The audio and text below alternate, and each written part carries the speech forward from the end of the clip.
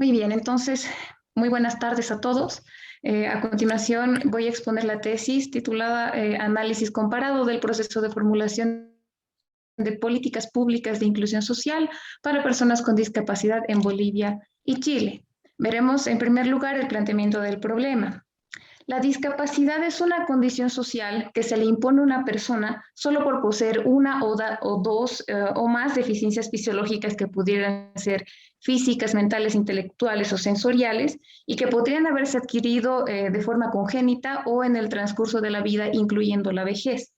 En torno al estereotipo de un cuerpo perfecto, la sociedad ha diseñado un mundo que todavía no está preparado para responder a las necesidades de estas personas y esto hace que sus derechos se vean vulnerados con mucha frecuencia.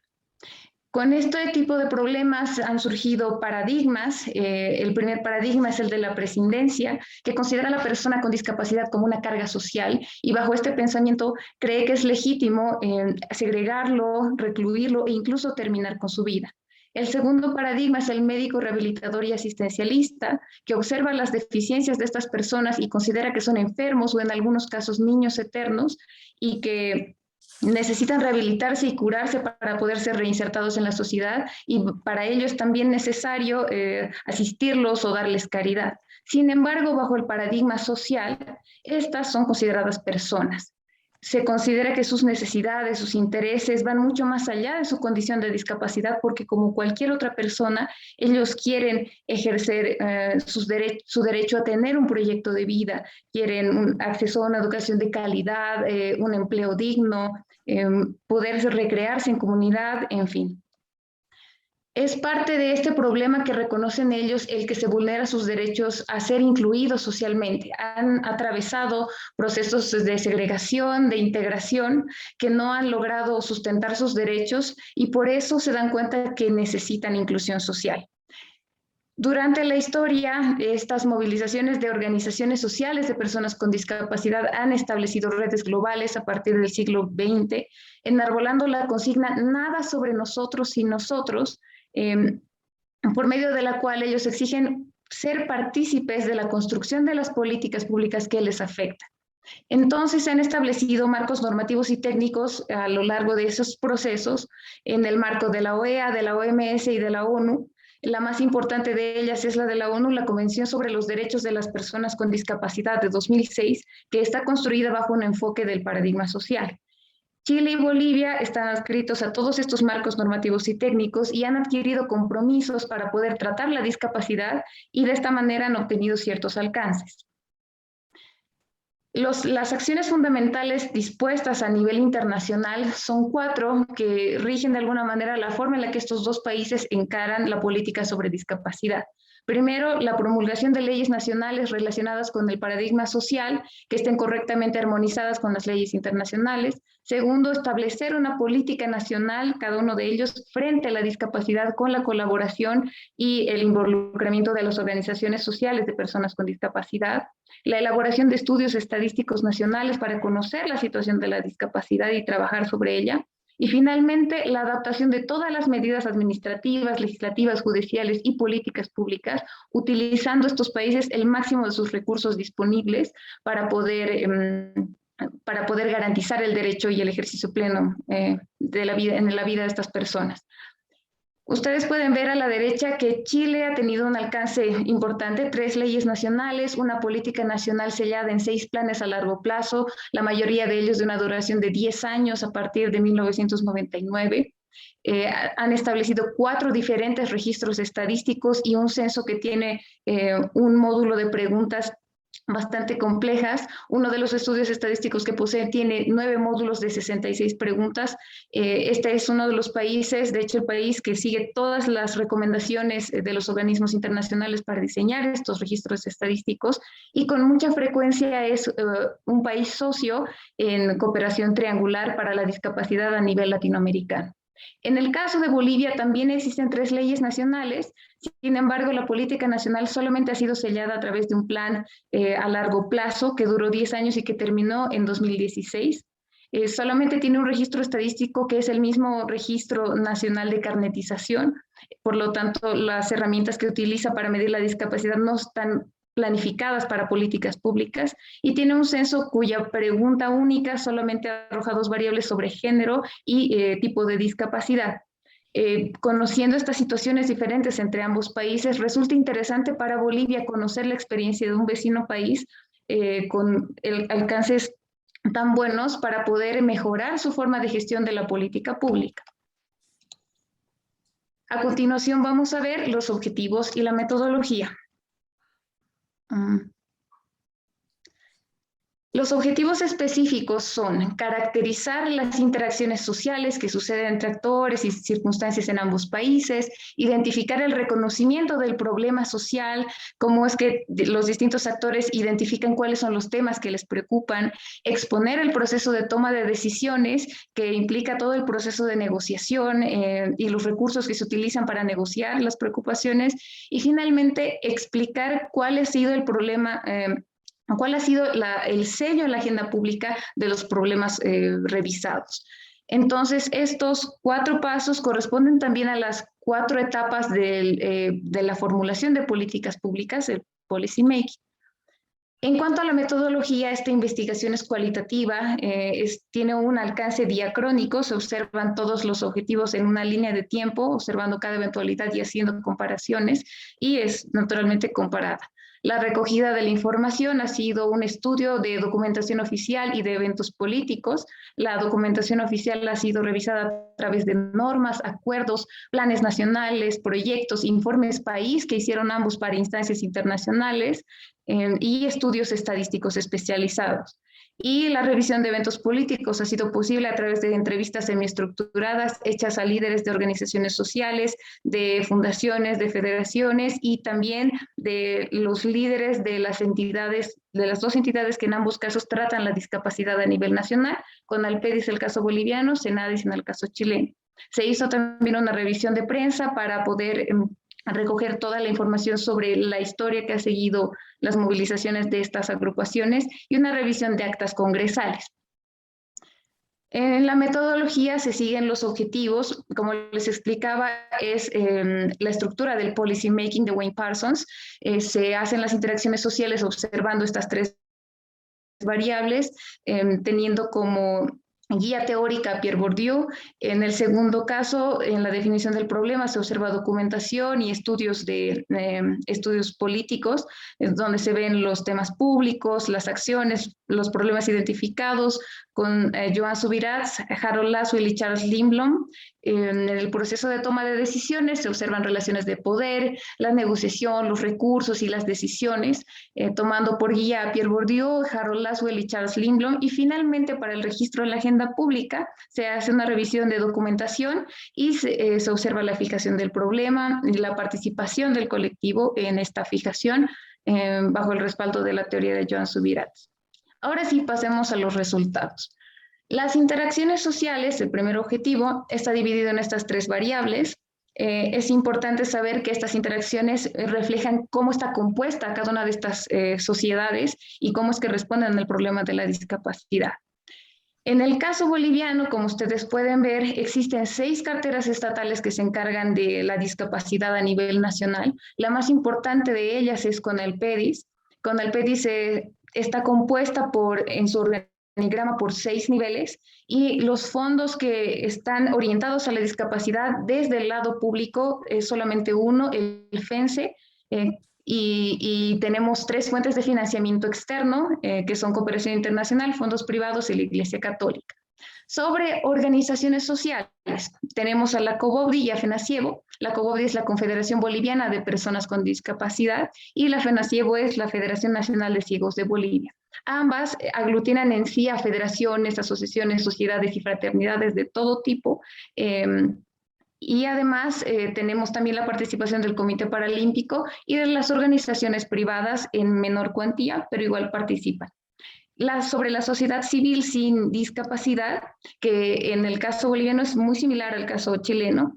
Esta sociedad tiene una escasa relación con la discapacidad, generalmente es bastante distante hacia sus realidades, los suele percibir como bajo un diagnóstico médico, como veíamos en el paradigma hace un momento, es bastante asistencialista y suelen tener actitudes de indiferencia y maternalismo, lo que se traduce en políticas públicas a una baja prioridad de estas políticas y a un cariz bastante asistencialista.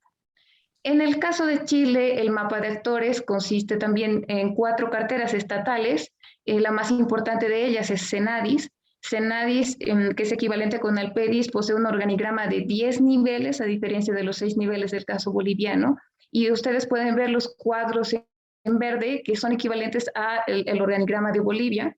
En cuanto a los fondos, tenemos 5 fondos que vienen del Estado para la discapacidad. Estos fondos corresponden a distintas carteras estatales, sin embargo, todas le asignan una cuota anual a la discapacidad, lo que muestra de alguna manera que la política de discapacidad está ciertamente transversalizada en el gobierno chileno. Distintos espacios otorgan fondos para proyectos de este tipo y las mismas 3 fuentes de financiamiento externo que en Bolivia. En cuanto a las organizaciones de la sociedad civil, tenemos a fundaciones, sociedades, ONGs y asociaciones que establecen entre ellas redes empresariales para poder trabajar. Ellas ofrecen servicios en áreas específicas como inclusión social, inclusión laboral principalmente, rehabilitación en algunos casos. También tenemos al Comité Paralímpico, igual que en Bolivia, y a organizaciones sociales de menor cuantía, que en este caso son de tipo federaciones, asociaciones. Sobre la sociedad civil sin discapacidad, como ya se ha mencionado, guarda bastante relación con el caso boliviano. Veamos las circunstancias.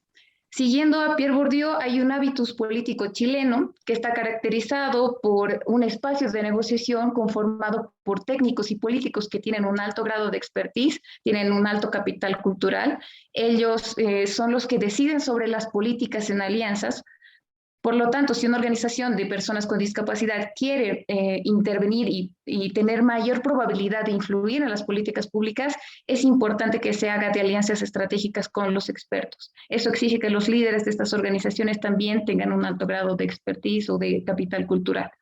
El hábitus político boliviano, en cambio, está protagonizado por alianzas corporativas, que son grupos generalmente confederaciones, están conformados por pequeños grupos jerárquicos que suelen ser federaciones, asociaciones, sociedades, fraternidades. Todas ellas tienen líderes y todos esos líderes escogen a otros líderes que son quienes negocian la política con los políticos. Por lo tanto, si una organización social quiere influir en las políticas, es importante que sea parte de alguna de estas alianzas corporativas. Sobre el reconocimiento del problema público, que es el segundo objetivo, se han observado los temas que emergen de la sociedad, las preocupaciones y el problema público, qué es lo que se reconoce, que reconoce el Estado sobre lo cual puede trabajar y presentar soluciones. Dentro de esto se movilizan ciertos actores también. Entonces, veamos esta línea del tiempo. Aquí se ponen 3 hitos importantes, son 3 hitos jurídicos. En el caso de la primera ley general, ambos casos tienen un año solamente de desplazamiento. En ambos casos han sido organizaciones sociales a través de movilizaciones las que han propuesto proyectos de ley para que se conviertan en una ley general, reconociendo como temas la educación, la salud, la inserción laboral. Finalmente encuentran como problema la exclusión social y así es como se promulga la primera ley general. En adelante, para el siglo XXI, ambos países firman convenciones dentro del marco de la ONU y de la OEA y los dos establecen distintas líneas de acción. En el caso chileno, vamos a ver un proceso de modernización de la gestión pública, donde esta nueva gestión pública va a tender más a utilizar el modelo racional de las políticas públicas del que habla Harold Lasswell, que consiste en la consulta a expertos, la consulta de estudios especializados y el diseño de estos estudios y la planificación con ayuda de las organizaciones de la sociedad civil de carácter empresarial, esas fundaciones que veíamos. En 2010 y en 2017, entonces, se establecen la segunda ley general y la ley de inserción laboral sobre esta base. Y en el caso boliviano, vemos que no ha existido un proceso tal, ha mantenido esa lógica de organizaciones sociales que son parte del proceso de formulación. No es tanto la el cariz de expertos que en Chile, para la formulación de las leyes de 2012 y 2017 se establecen ciertos conflictos, se tiende más a utilizar el modelo incremental, que es el que proponía Charles Lindblom, que consiste en oportunidades en donde los policymakers, los que hacen las políticas, empiezan a crear estrategias a medida que van enfrentando los conflictos o los problemas que emergen. Entonces, sí hay que destacar que en el caso de Bolivia, la COBOPDI, que es la organización que por excelencia representa a nivel nacional a todo el colectivo con discapacidad, se ha empezado a faccionar y eso ha hecho más difícil gobernar a esta población.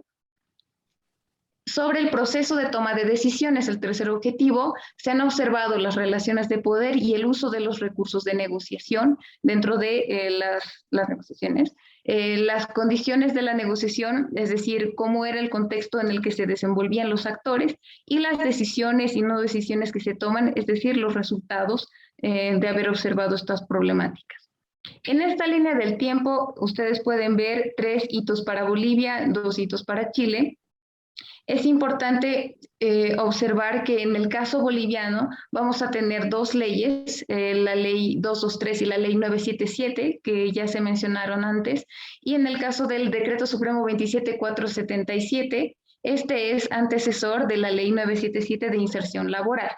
En el caso chileno tenemos la formulación de 2 leyes, la 20.422 y la 21.015. Veamos el caso chileno primero. En 2005 empiezan las conversaciones para elaborar esta ley, sale por mandato presidencial y durante 5 años se establecen audiencias públicas y exposiciones de expertos. Las organizaciones de la sociedad civil, que están compuestas por líderes de fundaciones que trabajan con discapacidad, eran parte de esta formulación, acudían al Congreso todo el tiempo y eran parte de esos procesos, de las discusiones en sala, y es así que para 2010 queda promulgada esta ley. En el interior de las discusiones en sala, en 2008, surge la necesidad de establecer una ley sobre inclusión laboral. En 2010 se retoma y en 2012 ya se establecen estudios comparados. Chile observa cómo España, Italia, otros países habían insertado una cuota fija para las personas con discapacidad que obligaba al Estado y a las organizaciones privadas a contratar un cierto porcentaje de personas con discapacidad. Queda siendo el 1% obligatorio. Estas decisiones se toman con las recomendaciones de la Organización Internacional del Trabajo y sobre los estudios que había hecho en la encuesta de la discapacidad en 2015 en Chile sobre la situación socioeconómica de las personas con discapacidad. Tras las discusiones en sala, finalmente en 2017 se establece la promulgación de esta ley.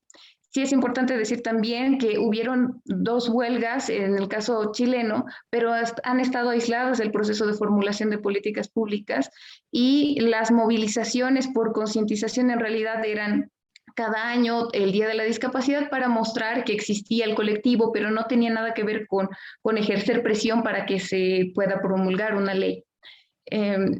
En el caso, también es importante ver que todas estas formulaciones se han hecho a lo largo de 4 gobiernos diferentes, Ricardo Lagos, Michelle Bachelet, Sebastián Piñera y el segundo gobierno de Bachelet. Por lo tanto, pese a la lentitud de la formulación de estas leyes, sí se puede ver que son transversales a los cambios de gobierno.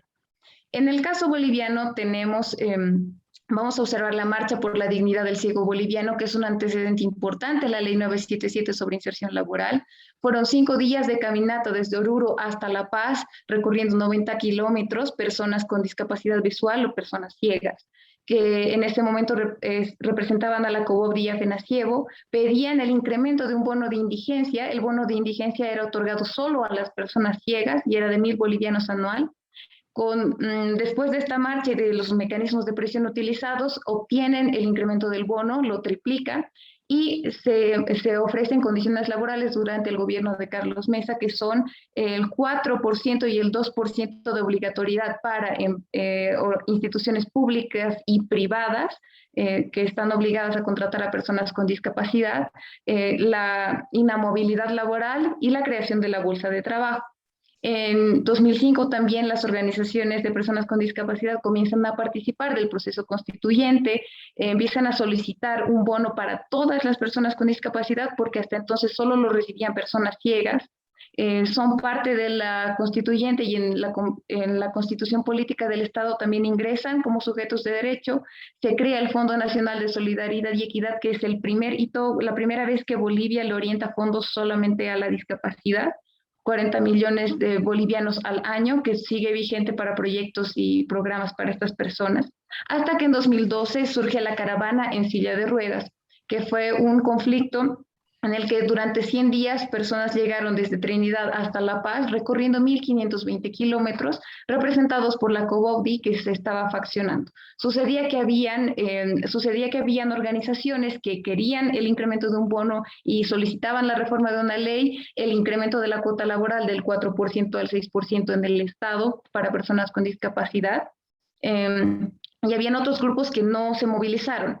En este caso, el gobierno estableció un preacuerdo con las organizaciones que no se habían movilizado, creando la ley 223. Las organizaciones movilizadas no estaban de acuerdo con la ley porque sí proponía un bono, pero era mucho menor el monto que se ofrecía al que ellos solicitaban.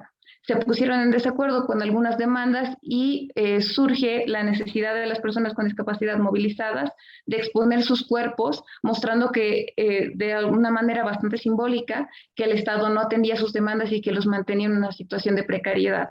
Sin embargo, sucede la desmovilización, termina este conflicto, y se continúa el siguiente conflicto de 2016, donde la Marcha por la Vida y la Dignidad empieza con 58 días de vigilia en Cochabamba y 35 días de caminata, 380 kilómetros hasta La Paz, personas con discapacidad de todo tipo, que representaban también a las facciones de la COBOBDI y de otras federaciones.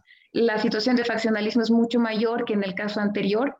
Existe la disputa entre si incrementar el bono o no hacerlo, y igual que en el caso anterior, se establece un acuerdo, el Estado establece un acuerdo con las organizaciones que no se habían movilizado. Este es el acuerdo de 42 puntos que reúne muchas demandas de las personas con discapacidad. Es un documento bastante completo, pero no incluía la participación de las personas movilizadas. Esto también hace que las personas movilizadas estén en desacuerdo. Nuevamente presentan su capital simbólico de la misma manera que en el caso anterior, pero finalmente, después de meses de protesta, terminan firmando el acuerdo de 42 puntos y se desmovilizan. Algunos meses más tarde se promulga la ley 977. Este fue el proceso de toma de decisiones y se pasa a la definición de la agenda pública, donde se observaron cómo se fijó el problema y cuál fue la participación general de los actores, principalmente de las organizaciones sociales. Esta línea del tiempo ofrece los estudios y los mecanismos que tiene cada uno de los países que ha elaborado para responder a la discapacidad. Se tienen antes del año 2000 varios censos y algunas encuestas. En el caso chileno tenemos por primera vez el registro de la discapacidad, carnetizándolos para que puedan tener mayores beneficios por su condición de discapacidad. La homóloga en Bolivia empezó en 2005. Entonces, a partir del año 2000, después de que ambos firman las CIADIs, donde daban recomendaciones para poder hacer estas encuestas, Chile establece una serie de encuestas, la CACEN, la ENDISC y la ENCAVI, que son encuestas importantes para medir la discapacidad y poder tomar decisiones sobre cómo hacer las políticas públicas. Así pueden definir cómo van a atenderlos y cómo definir la agenda. Se establecen 6 planes nacionales, la mayoría de 10 años de vigencia.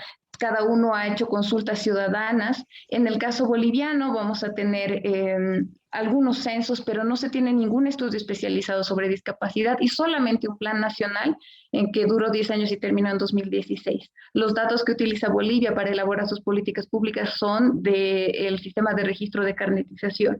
No hay un estudio especializado.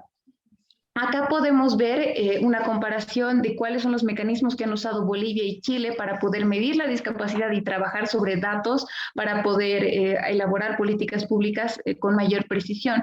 En el caso, ustedes pueden ver en los casos, en las gráficas de arriba, 2 líneas azules oscuras son. La OMS ha elaborado un informe mundial sobre la discapacidad donde sugiere que el 15% de cualquier país en el mundo, al menos el 15%, está conformado por personas con discapacidad. En el caso de Bolivia, el censo de 2012 ha contabilizado un 3,86% de la población nacional que tiene discapacidad. Sin embargo, solamente se hizo una pregunta, como les explicaba antes, que recogía género y tipo de discapacidad. En el caso de Chile, se maneja ahora los datos de la encuesta de discapacidad de 2015, que contabiliza un 16,7% de personas con discapacidad dentro de la población nacional. En ambos casos también hay un proceso de carnetización. Bolivia trabaja sobre esto para hacer sus políticas. Según estos datos, el 0,8% de las personas registradas a nivel nacional son las que tienen discapacidad. Y en el caso de Chile, de todas las personas con discapacidad, el 2% se encuentra registrada.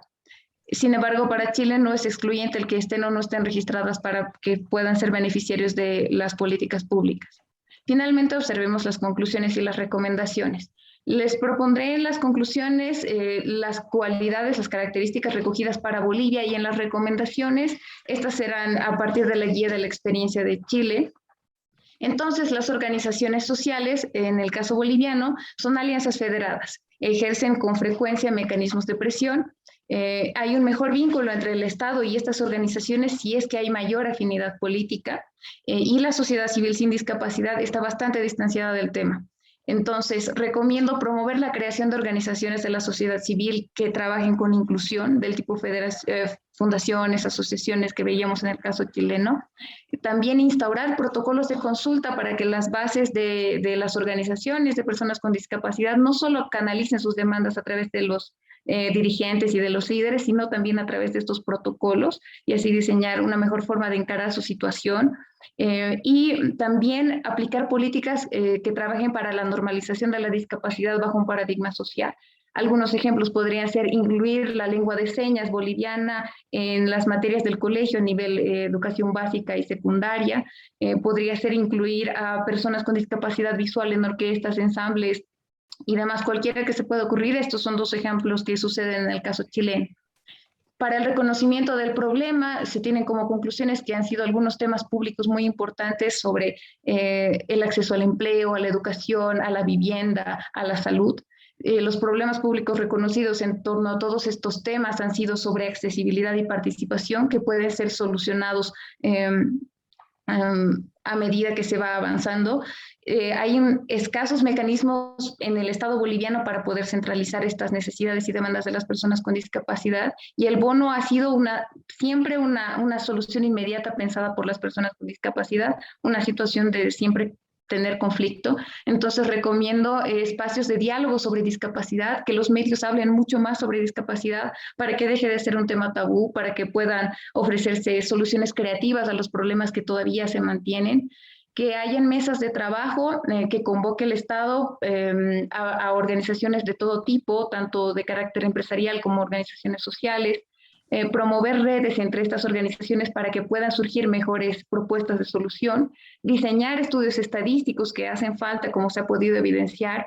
Para esto podría ser muy útil la cooperación internacional de Chile. Chile es un país que también ha ayudado a otros países latinoamericanos en esta situación y que también ha trabajado en cooperación triangular con Bolivia en el pasado.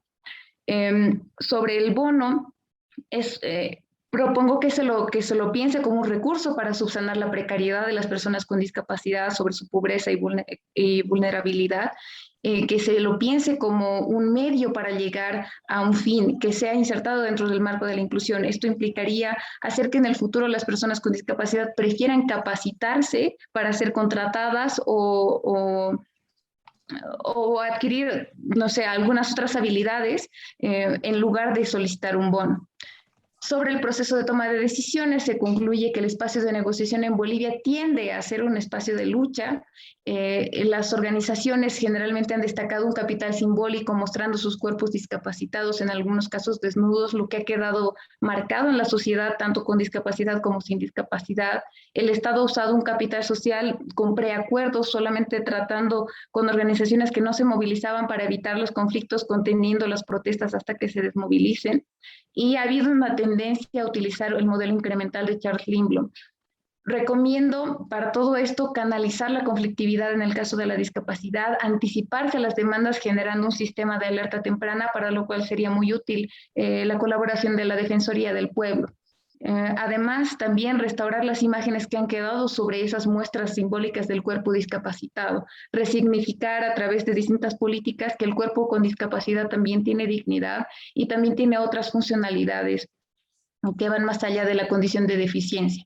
Finalmente, para la definición de la agenda pública se concluye que hubo una baja prioridad de las políticas para discapacidad, tanto en Bolivia como en Chile, y que el rol central de las instancias públicas en Bolivia, que las instancias públicas han tenido un rol central.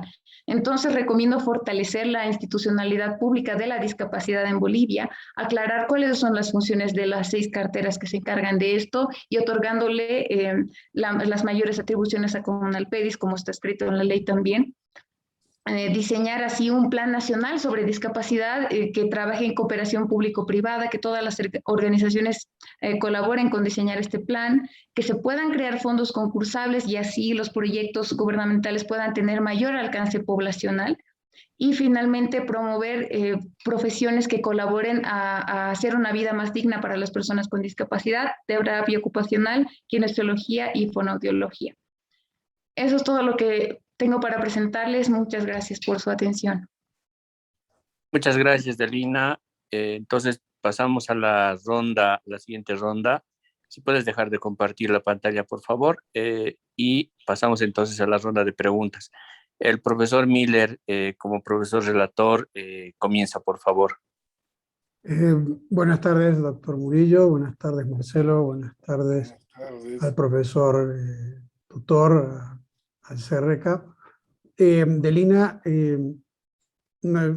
voy a comenzar diciendo que pocas veces como profesor relator he tenido que leer una tesis tan completa, con tantos datos, con un análisis tan a fondo, y también a la vez con propuestas, con recomendaciones, ¿no? En ese sentido, te felicito por anticipado, Delina. Y simplemente lo que corresponde de mi parte es quizás hacer algún comentario que se refiere a la tesis en alguno de los temas, en concreto en el tema de la pregunta que haces tú, que es la pregunta esencial: ¿cuáles son las similitudes y diferencias en el proceso de formulación de políticas públicas de inclusión social para personas con discapacidad?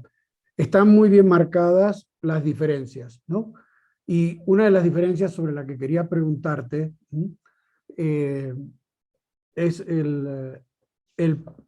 ¿cuál es el motivo, o cuáles pueden ser los motivos, por los cuales en Chile se considera que hay un 16,7% de discapacitados, y en Bolivia, según el censo de 2012, solo un 3,86%? ¿Cuál puede ser el motivo? De alguna manera lo dices, pero sobre todo me interesaría que nos puntualices más. ¿Cuál puede ser el motivo de una disparidad tan grande en porcentaje de discapacidad entre los dos países? Tiene que ver con cómo estos países han utilizado las recomendaciones internacionales para sus encuestas y censos.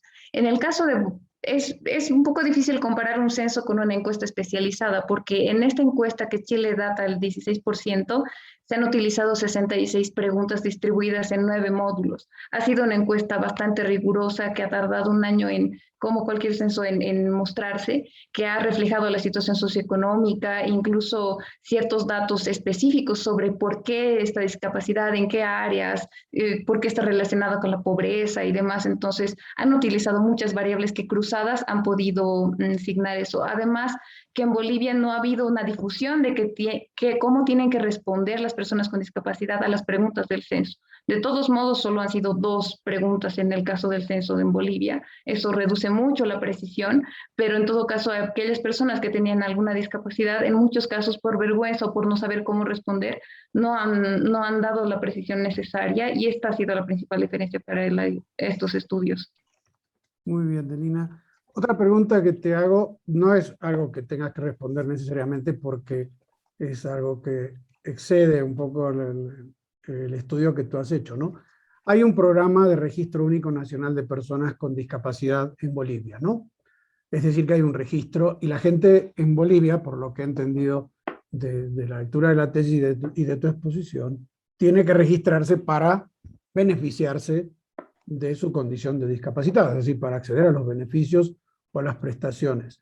Pero en Bolivia solamente tú puntualizabas que más o menos una cuarta parte se ha registrado, es decir, 95.000 personas de 388.000, y además de un censo que posiblemente haya subregistrado los discapacitados, ¿no? ¿Por qué la gente no se registra si puede recibir beneficios? Insisto, esta es una pregunta que excede un poco tu tesis, pero me interesa saber un poco, a ver si tienes algún dato para responderlo. Sí, yo he encontrado que pueden existir dos razones. Primero, muchas de ellas, que son partes de organizaciones, no se registran porque estando en las organizaciones reciben algún tipo de beneficio de manera informal, no del Estado, ¿no? Es sus propias organizaciones les crean espacios de recreación y demás. Entonces, no parecen tener la necesidad, pero cuando les dicen que pueden tener un bono, entonces recién se registran. La carnetización solamente se ha llegado a las zonas urbanas. Hay mucha gente en el área rural, en zonas periurbanas, que no parece no necesita registrarse. Hay muchos niños que viven en reclusión toda su vida por la discapacidad, por la vergüenza de sus padres y demás. Entonces, es una situación de falta de información, en lo cual sé que el CONALPEDIS ha estado trabajando desde este año en un proceso de carnetización muy riguroso, pero recién es este año. Los años anteriores ha faltado mucho. Muy bien, Delina. Y tú haces, y me parece muy interesante el fondo de tu análisis, porque comparas dos países, ¿no? Uno que tiene en Latinoamérica un avance muy importante, que es el caso de Chile, y el caso nuestro tiene un avance muchísimo más limitado, el tema de la atención a la discapacidad. Pero un tema que me parece que en la comparación que haces pareciera, desde mi punto de vista, que hay más diferencias que similitudes, es en la participación de la sociedad civil. Por lo que dices en tu tesis, en realidad, en los dos casos, tanto en el chileno como en el boliviano, hubo una importante participación civil. Pareciera que en el caso chileno, o tú resaltas más en el caso chileno, que son expertos, que son más o menos instituciones privadas que llegan hasta los expertos y a los políticos a través de amistad o de relaciones de más o menos horizontales entre gente del mismo nivel social, etc. Pero tú misma escribes que para la ley 2422 hubo miles de consultas, ¿no? O sea, hubo una de las cosas que tú dices es que llegaron miles de correos electrónicos, ¿no? Y que hubo un amplio nivel de participación, ¿no? Entonces, no sé, ¿qué puedes comentar sobre esto? A mí me parece que en los dos casos, evidentemente con procedimientos distintos, en el caso de Bolivia por presión sindical, que a través de esa presión sindical se llega a la ley 223, en el caso de Chile, con un proceso de consultas muy largo, por iniciativa estatal, un proceso de 5 años, dices tú, ¿no? Nos comentas tú, pero en los dos casos hay participación, está presente esa consigna dada sobre nosotros sin nosotros. No sé qué puedes comentar acerca de esto, Delina. Sí, es muy interesante. En una entrevista que tenía con Matías Poblete, que es el presidente de la Fundación para la Discapacidad de Chile, que es muy grande la fundación. Él ha participado de estos procesos y me decía que si hay transversalidad en la política de discapacidad en Chile es porque las organizaciones lo piden. Porque si dependiera del gobierno también estaría bastante retrasado, al igual que en Bolivia. Estas organizaciones, su forma de participar en la política es ir al Congreso y pedir y pedir y pedir que haya la promulgación de la ley y que sea pronto y que las reuniones sean más constantes, que hayan más discusiones.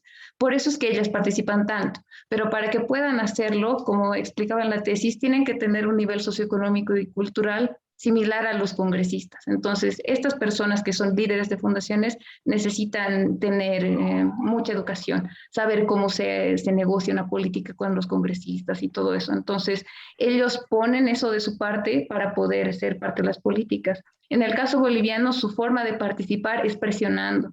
Entonces, han elaborado muchas estrategias de utilizar, como mencionaba antes, sus cuerpos y también, no sé, sus conexiones con otras organizaciones para presionar, ¿no? Entonces, hay una forma diferente de concebir cómo participar. Allá es buscar que se haga la política y aquí es buscar que los escuchen. Y también tiene mucho que ver con cómo el Estado ha decidido tratar estos temas de vulnerabilidad.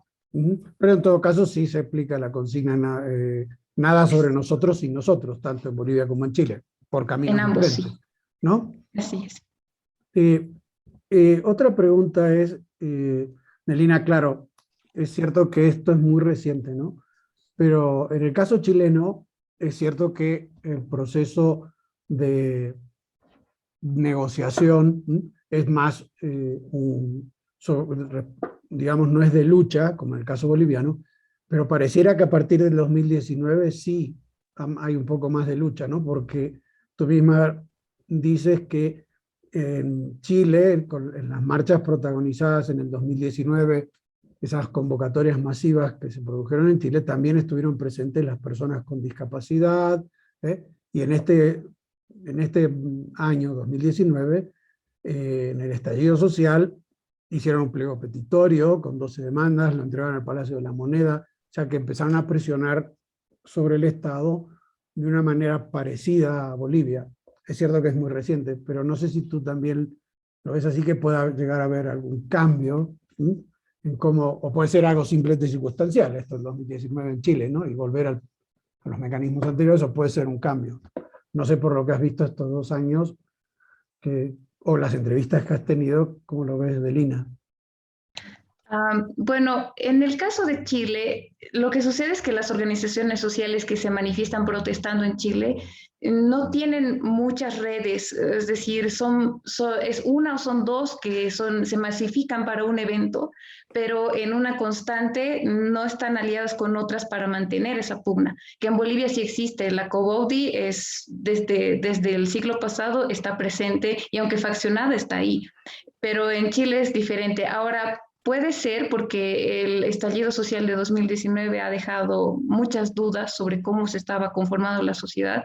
Puede ser que se estén organizando, pero las entrevistas que yo he tenido con estos dirigentes me decían que algunas cuestiones del pliego petitorio son demasiado ideales, que se pueden intentar hacer, pero toma mucho tiempo. Por ejemplo, crear un ministerio de la discapacidad es algo que toma mucho tiempo, entonces, y bastante burocrático. Así que por lo pronto no vería que es lo mismo que en Bolivia, pero tampoco lo descartaría porque las dimensiones del estallido social han sido bien significativas en Chile. Perfecto, Delina. Y te hago una última pregunta puntual, porque quizás es que yo no he logrado encontrar exactamente dónde lo dices.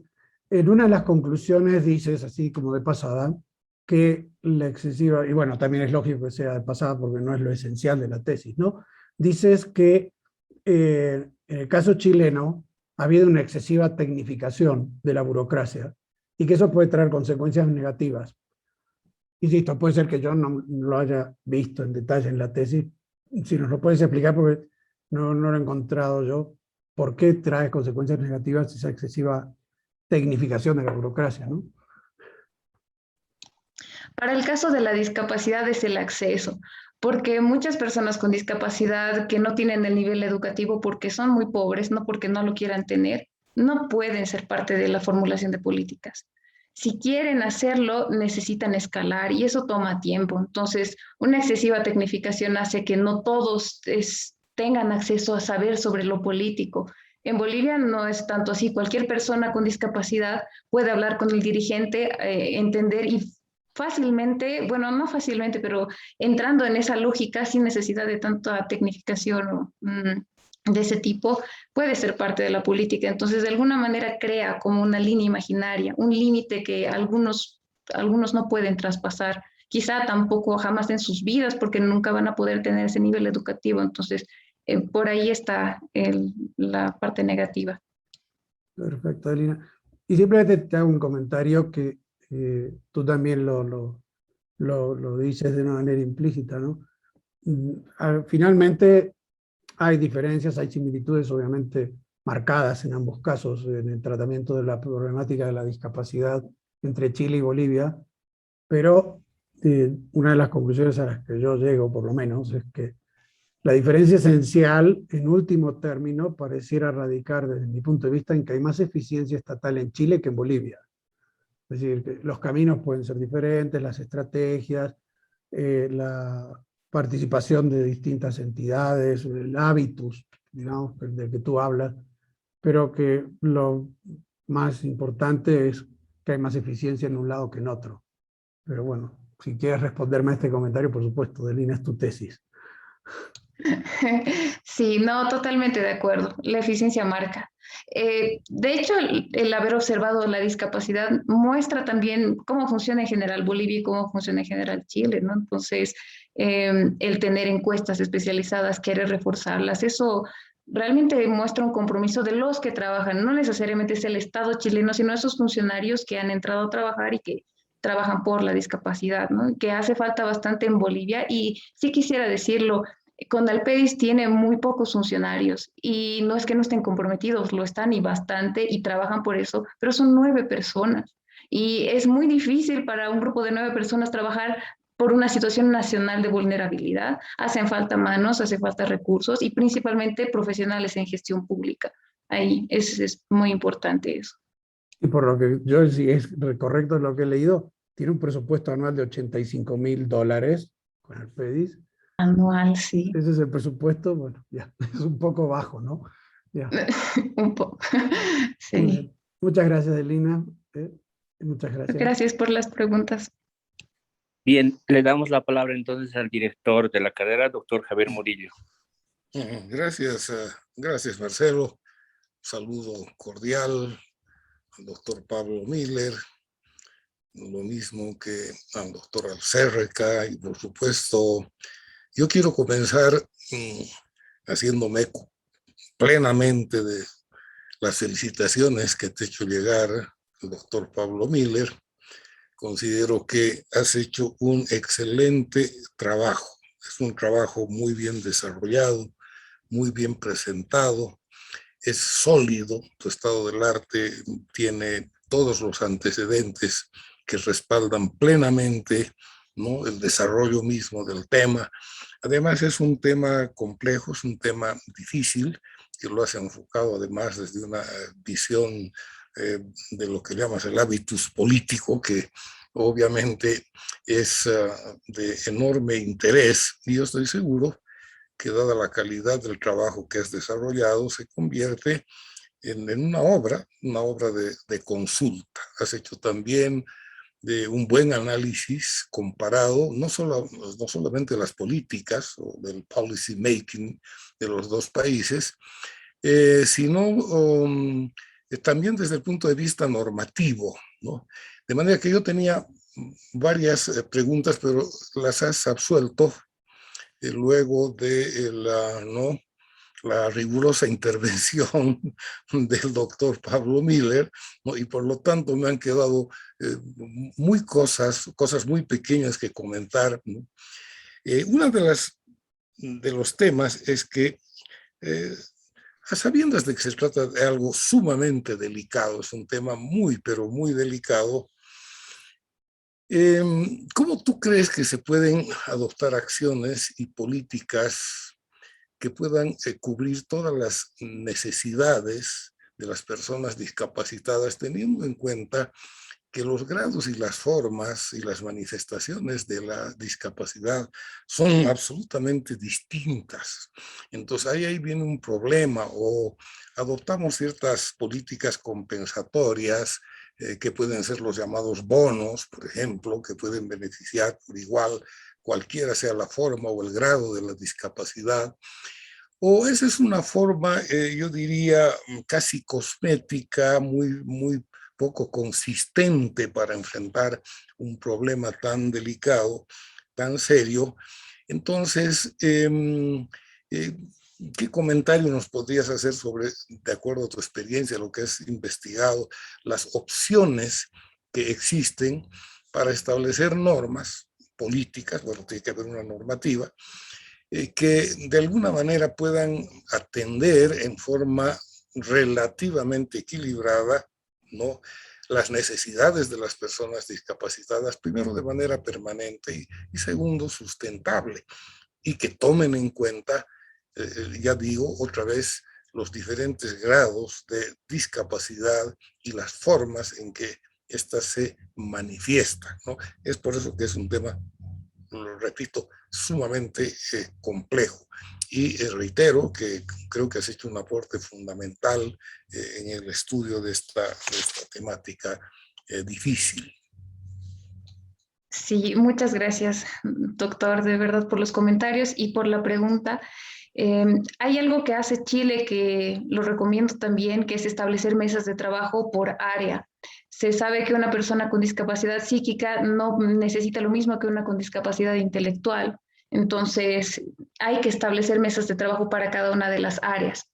Sí, en Bolivia ha habido una situación de conflictividad. Las personas con discapacidad, sabemos que Bolivia tiene mucha pobreza. Las personas con discapacidad son mucho más pobres en muchos casos, son mujeres, son indígenas, entonces hay mucha pobreza en este tipo de círculos vulnerables.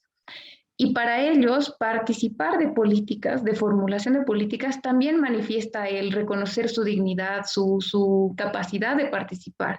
Entonces, al margen de que formulando la política todavía no tienen la implementación y sus beneficios, están participando y eso es muy importante para su dignidad, es parte del paradigma social. Entonces, las mesas de trabajo, por una parte, son muy importantes.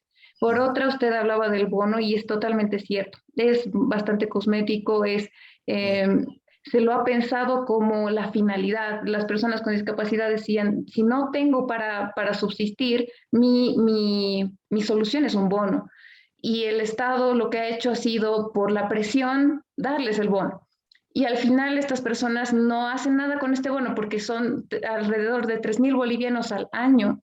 Y eso es, o sea, realmente para medicamentos, para su vida, para pagar un alquiler, realmente no alcanza. Entonces, ellos necesitan otro tipo de políticas. El Estado debería observar el bono como un estímulo para que en el largo plazo eso no sea tan deseable. O sea, utilizarlo ya, pero debería ser temporal. Debería buscarse mientras no se tienen otras implementaciones, mantengan el bono, pero va a fenecer, qué sé yo, al cabo de este tiempo. Para entonces ya deberíamos tener garantizado el acceso a vivienda, el acceso a educación, no sé, lengua de señas, bastante difundida en el país. Entonces necesitan aplicarse más a largo plazo. Claro, un apoyo transitorio, digamos, ¿no? Hasta que, claro. Sí, esto parece una pregunta medio complicada, ¿no? Pero tú has notado en la investigación que los afectados, ¿no?, la gente discapacitada, ¿tiene alguna preferencia o inclinación ideológica dentro de las tradicionales fuerzas en pugna, no solamente aquí, sino en todo lado? ¿Tú has notado que si hay esto? Sí, sí, entiendo la incomodidad de la pregunta, pero sí. El caso es que como son grupos vulnerables, ellos van donde obtienen ventaja porque nunca la obtienen de ningún lado. Entonces, generalmente, en nuestro caso, en el caso boliviano, tienden a ser más afines a la izquierda, ¿no? Porque les promete bonos, les promete muchas cosas, ¿no? E incluso se reúne con ellos para recoger lo que necesitan y les promete eso, ¿no? Y a punta de promesas ellos legitiman no sé, ciertos grupos políticos y demás. Entonces, sí, pero al final ellos negocian con quien es más eficiente para ellos. Porque yo les mostraba en el caso de la marcha por la dignidad del ciego boliviano que ellos no tenían problema con ir a hablar con el gobierno de Carlos Mesa o con el gobierno de Eduardo Rodríguez o con el gobierno de Evo Morales, si eso significaba que iban a salir de su situación de vulnerabilidad. Tampoco porque está faccionada la COBAUDI, hay una porción que durante los conflictos que tuvimos en 2019 iba más afín al gobierno de Yanine Áñez, porque también consideraba que por ese camino iba a tener otros beneficios. Y ahí hubo una disputa de reconocimiento de liderazgos y ha sido bastante complejo, pero finalmente ellos van donde hay recursos, donde hay beneficios. Sí. Eso es comprensible. Bueno, otra vez te felicito, Delina, y eso es todo por mi parte. Gracias, Marcelo. Gracias, doctor. Muchas gracias. Me parece que Marcelo no ha podido seguir estando, entonces me ha pedido que sea un poco de hora que continúe, ¿no? Perfecto. Y entonces le cedo la palabra al profesor asesor, a Así es. Mauricio Alcérreca, para que pueda participar. Adelante, Mauricio. Gracias, Pablo. Buenas noches, doctor Murillo. Buenas noches. Delina, buenas noches y buenas noches a todos los asistentes, ¿no? Bueno, o sea, yo igual, o sea, quiero felicitar a Delina por el trabajo realizado. Es una investigación que sirve y va a servir mucho, digamos, como decía el doctor Murillo, como obra de consulta, pero también da pie a poder realizar una mayor masa de investigación, podríamos decir, que pueda contribuir a este tema que es tan difícil.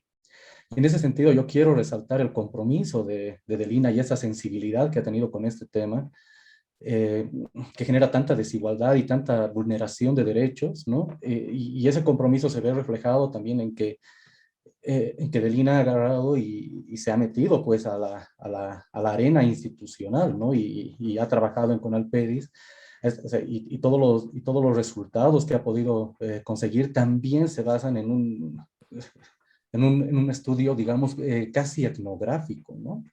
Porque ha estado metida, digamos, en la misma institución. Y eso refleja el compromiso y la sensibilidad que ha tenido. Y el trabajo que ha desarrollado ahí, tengo entendido que ha sido muy importante y el aporte ha sido muy valioso en la institución.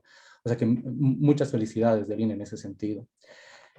También quiero destacar el aporte, ¿no? O sea, hay muy pocos estudios de análisis de políticas públicas y mucho más, pues, de un análisis comparado entre dos países, que en este caso son Bolivia y Chile. Entonces, el aporte no es menor, ¿no? Es muy sustantivo lo que se ha sacado, además de la información que se tiene, ¿no? O sea, que es como una obra de consulta, también se ha podido realizar un análisis de muchas de estas categorías y variables que permiten llegar a ciertas conclusiones que son bien importantes para poder analizar y para poder tal vez retroalimentar y corregir las políticas públicas, ¿no? Lo que sí yo he visto en función y he aprendido en esta investigación es que hay una similitud en lo sustantivo, yo creo, ¿no? O sea, las políticas públicas, tanto en Chile como en Bolivia, para atender a las personas con discapacidad, se caracterizan por ser asistencialistas o caritativas, ¿no? En Chile, mucho más eficientes, tal vez porque tengan una mayor cantidad de recursos y es más fácil tal vez llegar a más personas, ¿no?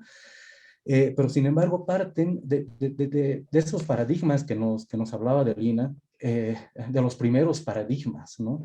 Y esos paradigmas no solamente lo maneja las instituciones estatales, sino también la sociedad, lamentablemente, ¿no? Y es la sociedad la que genera en muchas ocasiones esas condiciones de discapacidad de las personas, porque la sociedad no está sensible y no está concientizada sobre esa diversidad funcional, ¿no? Y esa diversidad funcional es el cuarto paradigma que muy bien lo describe Delina en la investigación, ¿no? Y aquí vienen pues los desafíos y por eso digo que esta investigación da pie para poder seguir investigando. ¿Cómo hacer políticas públicas, ¿no? Que respondan indudablemente a esos criterios epistemológicos de la modernidad, de racionalidad, de la técnica y todo eso, o sea, que nos llevan a una estandarización de políticas públicas en función a esa ciencia, a esa epistemología, cómo poder responder a una diversidad funcional que es tan fuerte y más aún en un Estado plurinacional como dice la Constitución, ¿no?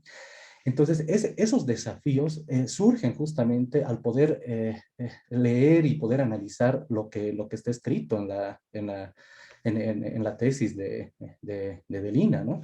Y eso implicaría avanzar. Si bien en esta investigación se ha utilizado la epistemología occidental moderna que está establecida por los autores de Laswell, Lindblom, Simon, Lowy, etcétera, es necesario avanzar en una epistemología que nazca, ¿no? Desde Bolivia, una epistemología de políticas públicas desde Bolivia que permita analizar esa diversidad. Y es en eso que yo veo que estamos estancados y que es necesario desarrollar este tipo de investigaciones que puedan contribuir justamente a eso, analizar esa posibilidad de hacer políticas públicas para una diversidad de culturas y de población. Y aquí surge una paradoja, ¿no? O sea, porque las políticas públicas se formulan en función a un cierto paradigma de lo que es las personas con discapacidad. Pero es necesario como que elaborar políticas públicas para cambiar ese paradigma y poder avanzar en ese paradigma, ¿no? Y ir avanzando de políticas públicas caritativas y asistencialistas a políticas públicas que tengan mayor inclusión de las personas por considerar, digamos, un paradigma de la diversidad funcional de las personas con discapacidad, en este caso. Lo que quiero decir es que esta investigación nos da pie pues para investigar mucho más. Es una contribución muy importante, es un aporte muy importante para el análisis de políticas públicas en Bolivia que no hay, y mucho menos de personas con discapacidad. Solo felicitarte, Delina, y bueno, y yo creo que vas a tener mucho éxito profesional en tu vida. Has demostrado ser muy eficiente y has aportado al CONALPEDIS de una manera significativa, es lo que decía al principio. Y bueno, eso es lo que tenía que comentar en este panel. Muchas gracias. Muchas Mauricio. gracias. Entonces, acta de examen de tesis, acta de examen de Graciela Delina Pineda Fernández, candidata a título de licenciada en la carrera de Ciencias Políticas y Relaciones Internacionales.